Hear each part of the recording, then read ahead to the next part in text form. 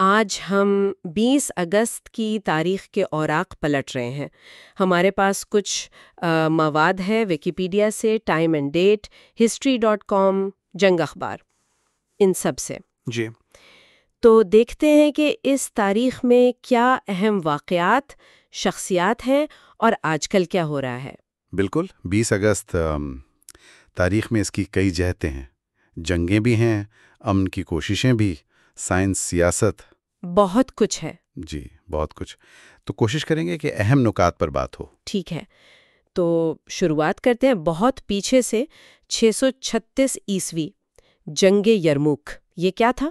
دیکھیں، یہ ایک بہت آپ کہہ لیں فیصلہ کن جنگ تھی۔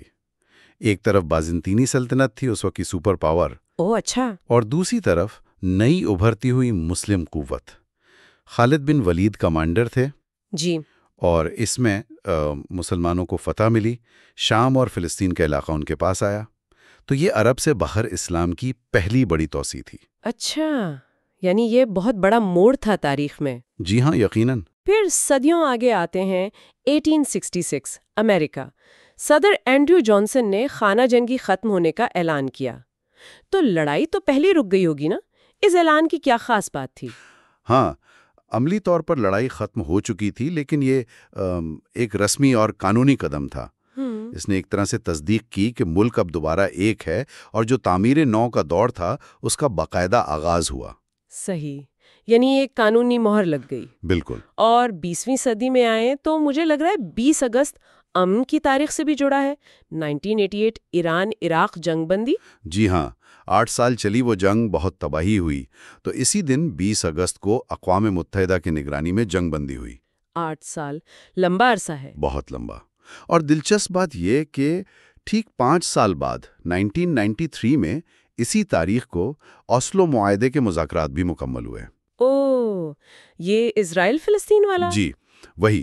وہ خفیہ مذاکرات جو ناروے میں ہو رہے تھے، ان کا مقصد تو ایک پائیدار حل تھا، گو کہ وہ کتنا کامیاب رہا یہ الگ بحث ہے۔ ہاں وہ تو ہے، مگر کوشش تو تھی۔ بالکل، ایک بڑی سفارتی پیش رفت تھی۔ تو جنگوں کا خاتمہ بھی ہے، امن کی کوششیں بھی، اور سائنس بھی ہے۔ 1975 وائکنگ 1 مریخ کی طرف۔ جی، ناسا کا وائکنگ 1 مشن، یہ بہت اہم تھا۔ یہ نہ صرف کامیابی سے مریخ پر اترا، پہلا تھا جو اترا؟ جی، جو کامیابی سے اترا اور کام کیا۔ اس نے مریخ کی سطح کی پہلی تفصیلی تصاویر بھیجیں، اور وہاں زندگی کے آثار تلاش کرنے کے لیے تجربات بھی کیے۔ واہ، یعنی اس نے مریخ کے بارے میں ہمارا سارا تصور ہی بدل دیا ہوگا۔ بالکل، اس سے بہت کچھ پتا چلا۔ اچھا، یہ تو ماضی کی بات ہوئی۔ اگر ہم آج پہ آئیں، 20 اگست 2025، کابل میں کوئی مذاکرات ہو رہے ہیں؟ پاکستان، چین، افغانستان؟ جی، خبریں تو یہی ہیں، سہ-افریقی مذاکرات۔ اس میں ظاہر ہے علاقائی سلامتی، دہشت گردی کا مسئلہ اہم ایشوز ہوں گے۔ جی، اور اقتصادی تعاون جیسے سی پیک کو افغانستان تک بڑھانے کی بات، یہ سب زیر بحث آنے کی توقع ہے۔ دیکھتے ہیں اس کا کیا نتیجہ نکلتا ہے۔ جی، تاریخ صرف واقعات سے نہیں بنتی، شخصیات بھی اہم ہیں۔ تو 20 اگست کو کون کون پیدا ہوا؟ کئی نام ہیں، جیسے امریکہ کے 23ویں صدر بینجامن ہیریسن 1833 میں۔ اچھا۔ اور ادب میں دیکھیں تو HP لوکرافٹ 1890، وہ خوفناک کہانیاں لکھنے والے۔ ہاں ہاں، ان کا نام تو سنا ہے۔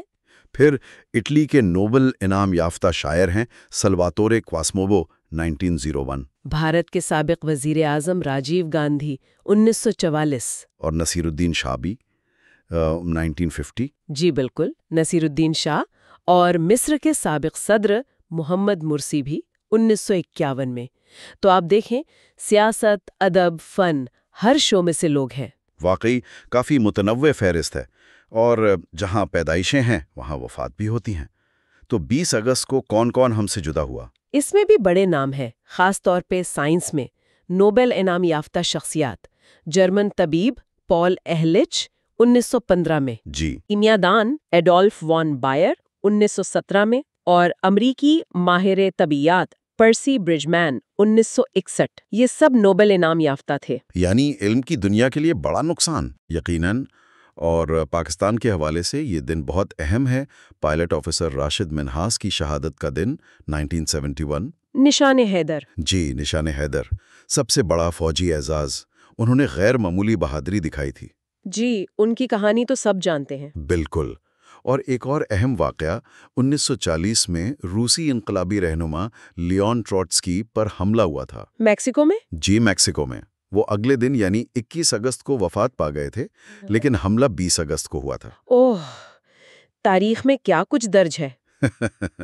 اچھا، کچھ اور چھوٹی موٹی باتیں بھی ہیں اس تاریخ سے جڑی ہوئی؟ جی، جیسے بھارت میں آج میتی زبان یعنی منی پوری زبان کا دن ہے۔ 1992 میں اسے سرکاری زبانوں میں شامل کیا گیا تھا۔ اچھا، یہ بھی ایک اہم بات ہے۔ اور ہنگری میں آج سینٹ سٹیفن ڈے ہے۔ یہ ان کا قومی دن ہے۔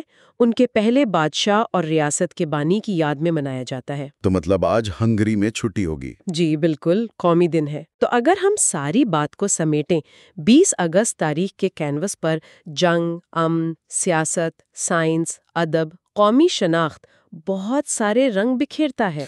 بالکل، اور یہ سوچنے والی بات ہے کہ کیسے ایک ہی تاریخ مختلف جگہوں پر مختلف لوگوں کے لیے بالکل الگ معنی رکھتی ہے۔ صحیح کہہ رہے ہیں۔ کہیں جنگ ختم ہو رہی ہے، کہیں کوئی قومی دن منا رہا ہے، کہیں سائنس میں پیش رفت ہو رہی ہے، کہیں کسی ہیرو کو یاد کیا جا رہا ہے۔ یہ تاریخ کی خوبصورتی بھی ہے اور پیچیدگی بھی۔ جی، یہ ہمیں وقت کے بہاؤ اور واقعات کے تسلسل کا احساس دلاتی ہے۔